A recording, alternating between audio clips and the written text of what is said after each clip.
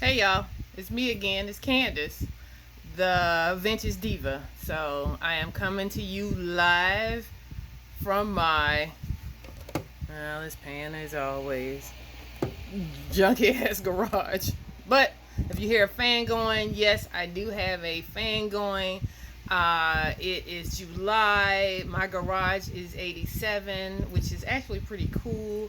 And it's 102 degrees outside today. So I did pretty good, keeping the garage kind of cool so I can kind of come from my favorite space in the house. This is where I hang out. You can catch me here 1, 2 o'clock in the morning. But it's my garage. So, but anyway, I just want to come to you again with my next video talking about one of my best vintage finds.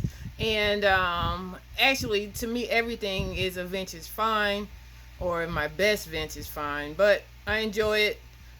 Some of these things I eventually will let go. You'll find them on my website, myvintagehomeusa.com, where I list some of the finds I have for sale. Some things I list under my prop shop, which I haven't talked about yet because this is new.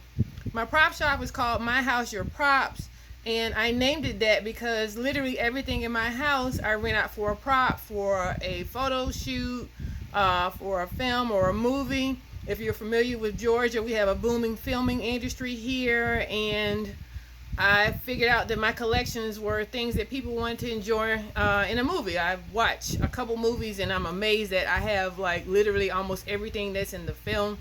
I watched Stranger Things. I got addicted to watching Stranger Things because I spent most of my time actually looking at the props thinking, I think I have that. So that's where it started. I enjoy it, and actually it gets me to kind of get a chance to hold on to things a lot longer. I'm technically like, I guess, a vintage hoarder slash entrepreneur. So if I get to hold on to it longer, I just rent it out. That way I get it back and I can enjoy it for a later time. But I wanted to come to you to talk to you about this hat I have. I am a big hat person. I made hats for years. I became a millionaire probably around, I want to say, 2010. I took some classes, started making hats, made some sales, stopped making hats because everybody started making knockoffs. So therefore, with all the knockoffs, it became futile to keep trying to sell a hat. So, but I still collect. I collected a lot of vintage hats. I list them out for props and people get to enjoy them. But one of my favorites is this. Ta-da! And if you can see it, I don't know if you can see it completely, but, and if you can see the name, you see the name in there? It is a Oscar de la Renta millinery hat. It's a fascinator actually, and let me put it on for you so you can kind of see. My head is kind of big, but my mom always said when you got a big head, that means you're really smart. You know, parents tell you anything, but it kind of convinced me. So now I think I'm pretty smart. So, but this is one of his beautiful hat designs.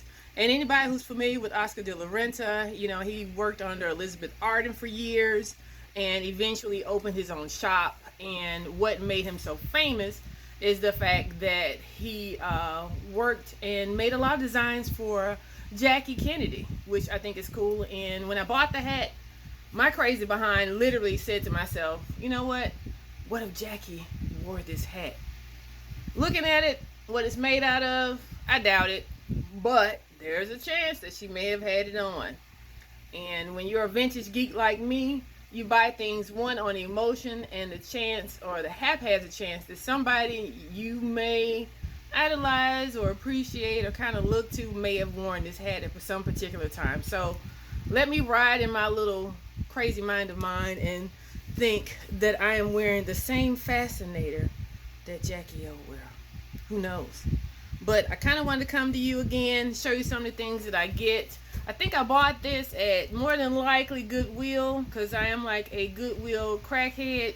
And when I describe as being a Goodwill crackhead is when literally, when you can't drive past a Goodwill without stopping. That is probably my everyday occurrence. If I drive, and I live literally down the street 3 miles from 2 different Goodwills.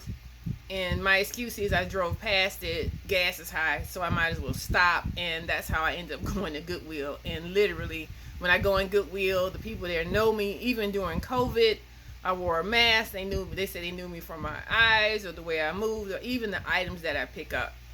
I am a self-proclaimed vintage hoarder. So that's how I end up having so many different things. But I don't know if y'all see it. I just saw a bug pass by. I don't know how bug or whatever it was flying past is moving in this heat. It is probably 90 degrees in this garage. I want to come out here and work, but I don't want to open the garage door because I don't want bugs to come in.